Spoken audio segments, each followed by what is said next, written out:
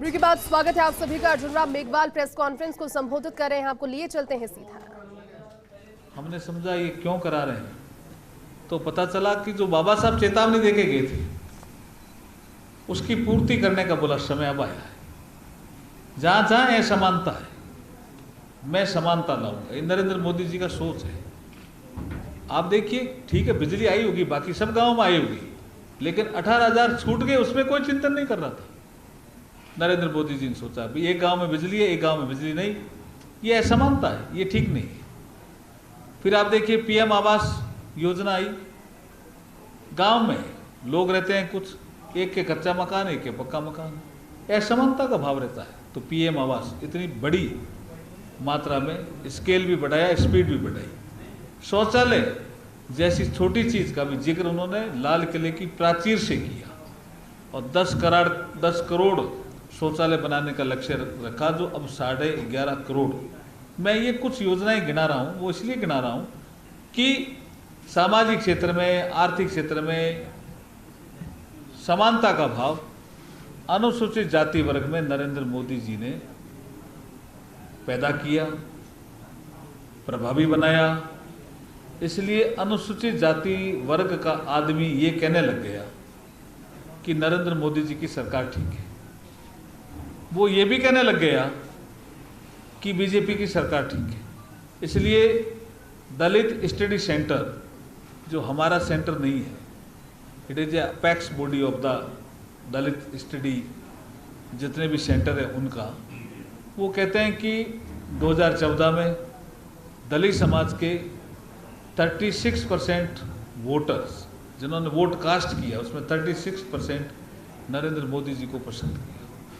2019 में वो कहते हैं 39% दलित समाज के लोगों ने नरेंद्र मोदी जी को पसंद किया। मतलब गरीब कल्याण की उनकी योजनाएं अनुसूचित जाति वर्ग में, अनुसूचित जनजाति वर्ग में प्रभाव पैदा कर रही है। और यही कांग्रेस की प्रॉब्लम है। उनको लगता है कि हम तो देश में हाशिए पे आ गए। 2023 का चुनाव राजस्थान में है और दलित वर्ग समझने लग गया। 2024 का चुनाव फिर हमारे सामने है।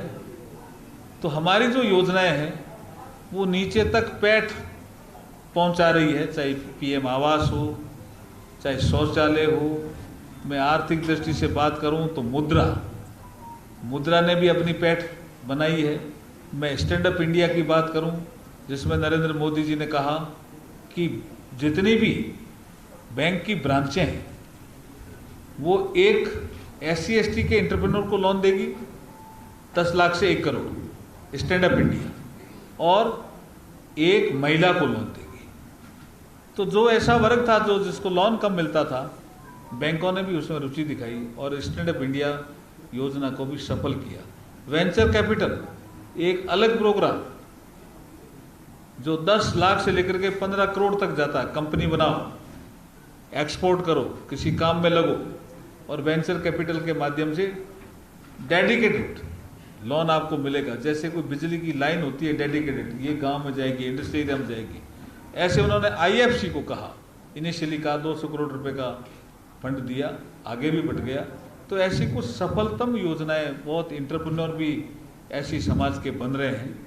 तो ये जो तेजी से काम किया है सामाजिक और आर्थिक क्षेत्र में, वो नरेंद्र मोदी जी की सरकार ने ही किया है।